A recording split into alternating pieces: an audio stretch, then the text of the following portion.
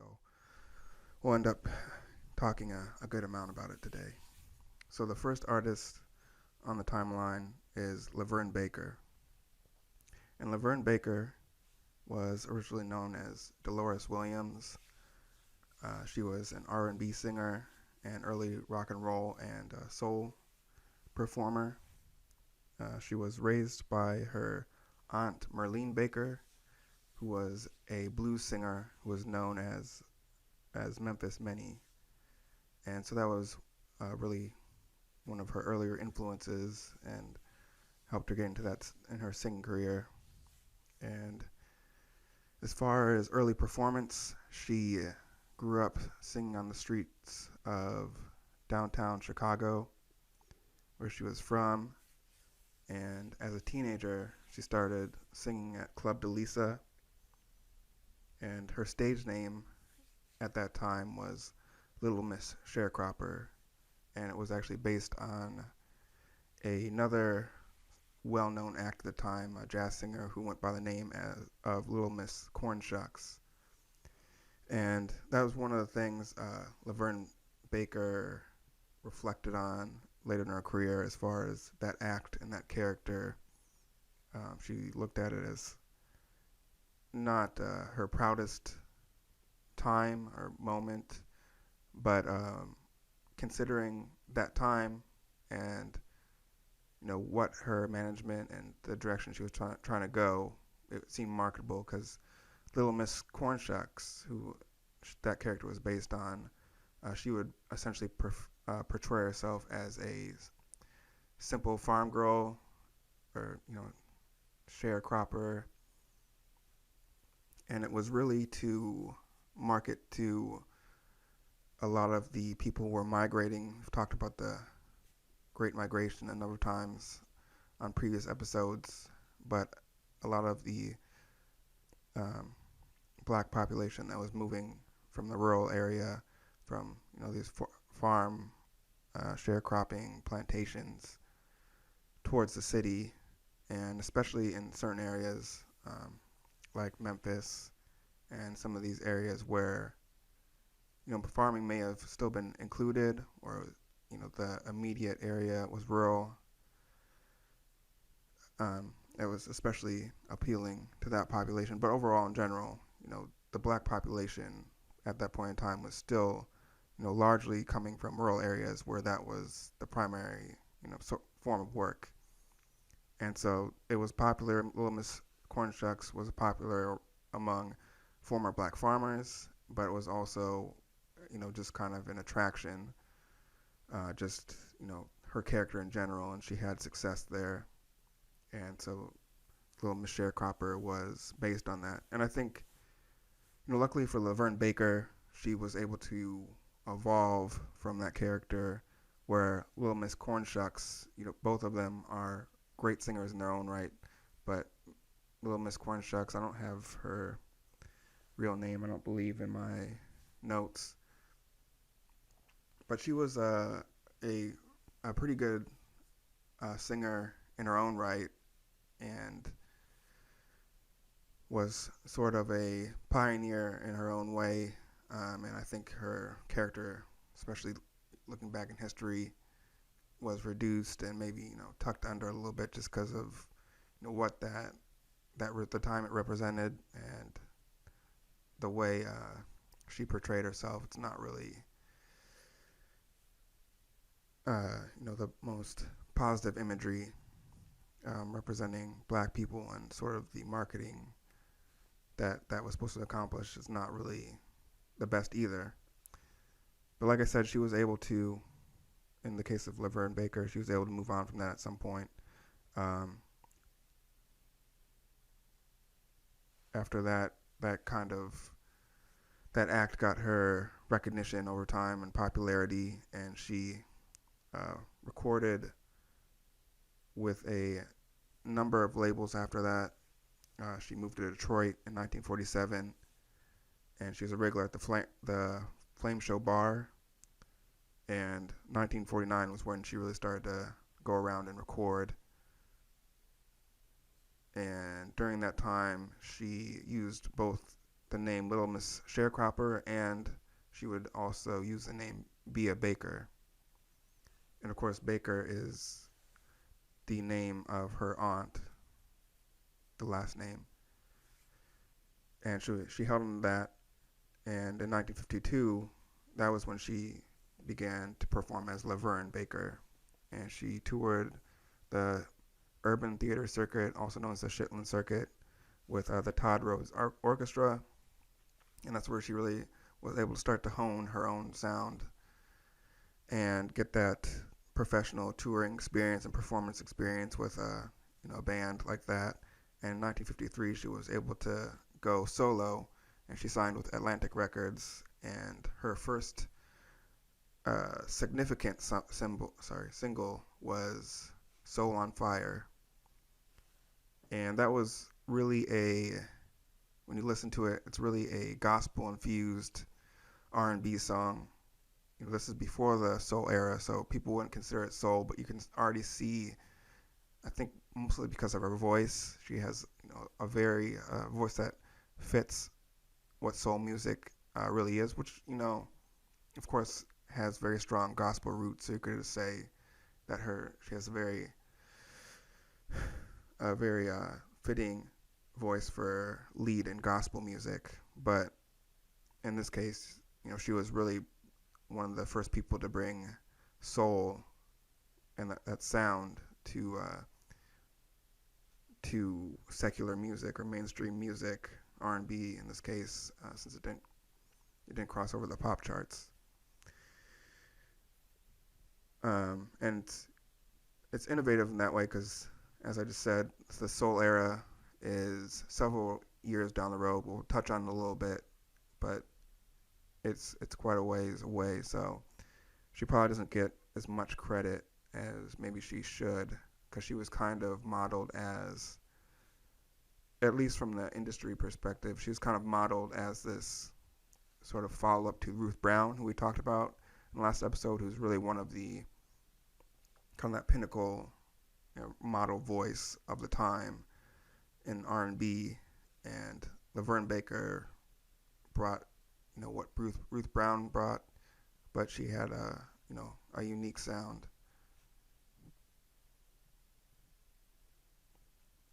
And that was kind of the plan of the industry at the time, is trying to evolve, seeing that R&B was tailoring off a little bit.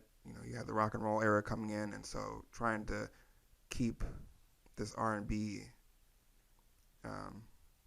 sound competitive with, this really sound of rock and roll that was really taking off and becoming popular. There was a need to switch things up, and that was where the industry saw Laverne Baker going.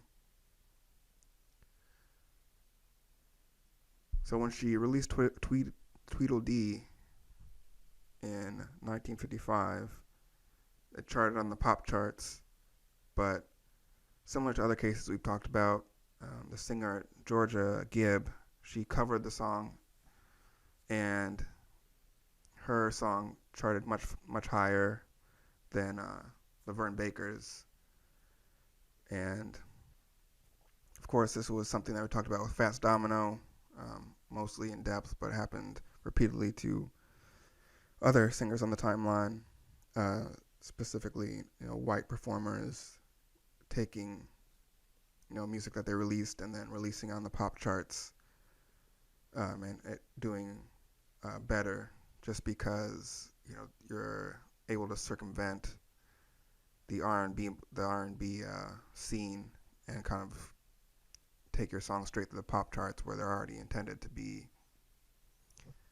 And in Laverne Baker's case, she actually attempted to get Congress to change the law to prevent people of doing identical copying of songs, but she was unsuccessful at that time. And in these days, obviously, it's much harder to do. It's a completely different playing field. But at that time, artists were able to essentially just take songs and perform them as their own.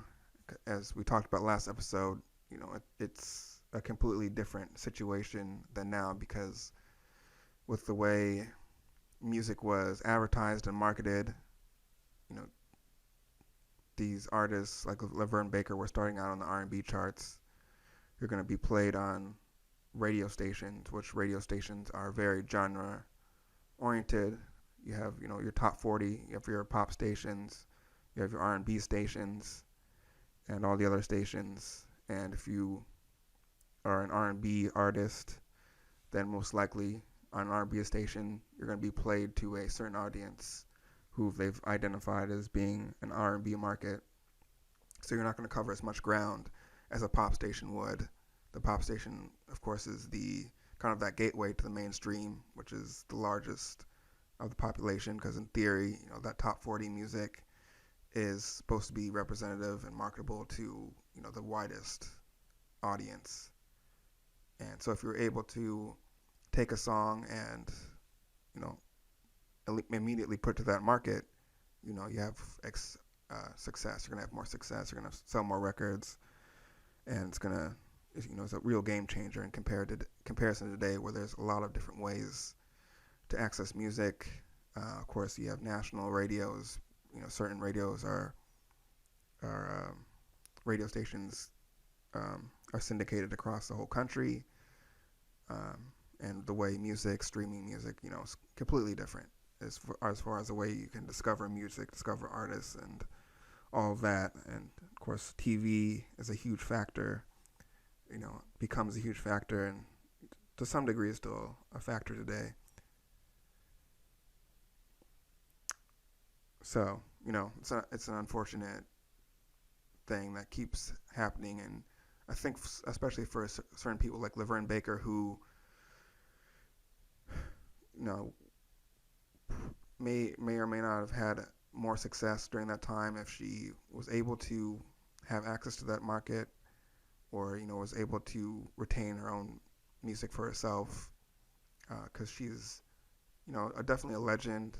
I think for people, R&B, old school R&B people who follow the history and whatnot, they'll know of her. I think a lot of people know of her, but she's not somebody who I would consider a household name for music households, or pretty musically competent in music history. So I think it's unfortunate for certain people like that, like Laverne Baker and like a Roy Brown, some of these people who really had a good amount of success. So you don't really, I wouldn't say you necessarily feel bad for them, but at the same time, you do have some empathy, because this was a pattern that occurred over and over. But we talked about a lot in the last episode in depth, so I'm not going to get into it too much today. So 1956, if you look at the timeline, that's when she recorded Jim Dandy, and that was considered an R&B song, but it was the timing and the sound. It's clearly a rock and roll song, and another one of those early rock and roll hits.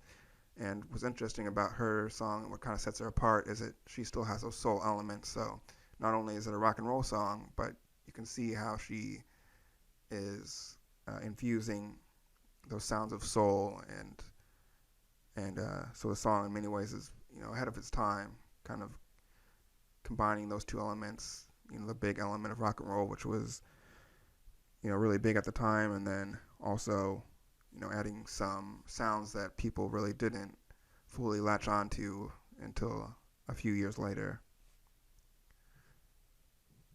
And because with this success that she got from Jim Dandy, because it was a rock and roll song in that rock and roll era, she was able to tour with Alan Freed, who we talked about last episode. And Alan Freed, with all these rock stars who were able to cross over from the R&B to pop charts, he took a lot of these artists on. It was a rock and roll tour, and they were able to tour the country, and it was called like the Alan Freed All-Star Show. and it was really just a showcase and really, put their popularity to a whole nother level as far as stardom at the time, and really um, cemented them as these rock and roll stars. She was also able to star in some of the rock and roll films similar to the other rock and roll artists we talked about. She was in Rock, Rock, Rock and Mr. Rock and Roll. Her biggest release was actually a ballad in 1958 called "I Cried a Tear." Uh, a very good song that showcases her vocal abilities. If you've heard of Laverne Baker, then you've probably heard of this song before. It's one of the more timeless songs that she released. And in 1963, she released "C.C. Rider," and that was really a high point at that point in her career that was kind of slowly declining. The soul artist, which ironically, she had that soul sound, but she never really transitioned to being to match, what the younger new soul singers were bringing to the music table.